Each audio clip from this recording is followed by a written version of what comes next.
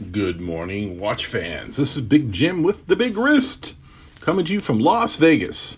And today I have an interesting question for all my subscribers and watchers. I usually get a couple of hundred, people to view my content, and this is a question that I don't know what to do with.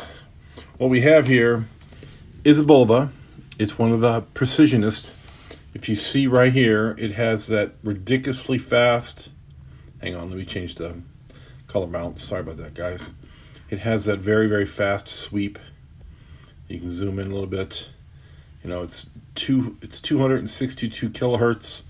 Generally we're at 4 hertz on a good 28,800 beats per hour watch. And this one's at 262 kilohertz. Crazy fast. So it's a quartz watch with a perfect sweep. Probably the best sweep of any watch I've ever owned. Of course, it's a quartz. It's got a really tinny kind of cheap bracelet.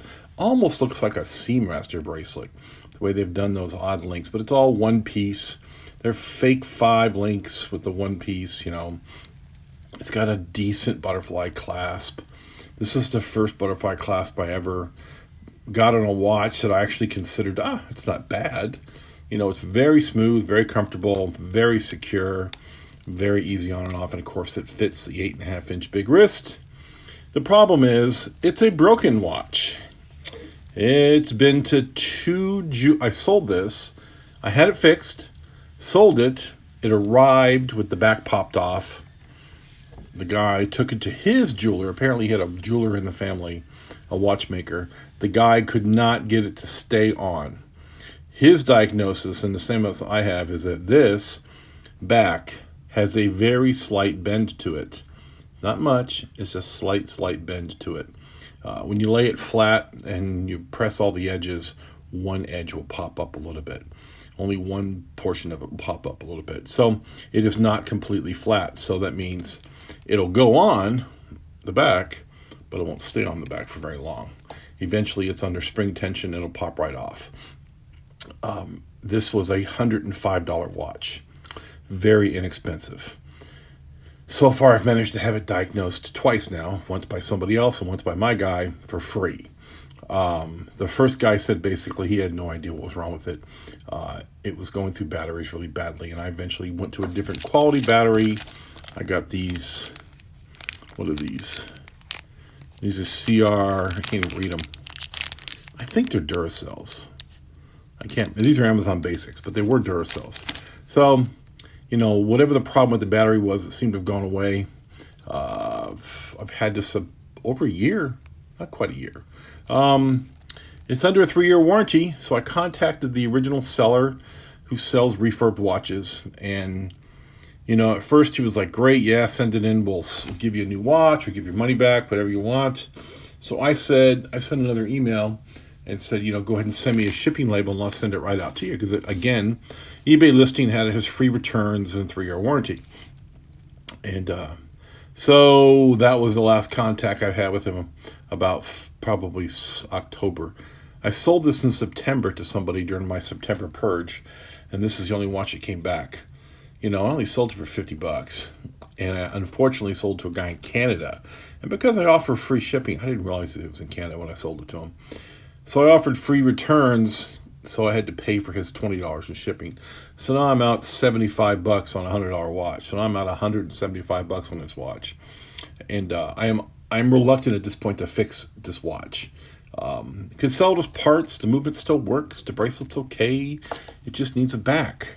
So I don't know what to do. I could bang on the back a little bit and try and straighten it out, I guess. That probably wasn't going to go very well. I have a press. I could try and press it out, make it flat. I can guarantee that's not going to go well. So I'm thinking I should just junk it. And let me know in the comments what I should do with this thing. If somebody wants it, I will ship it to you for free.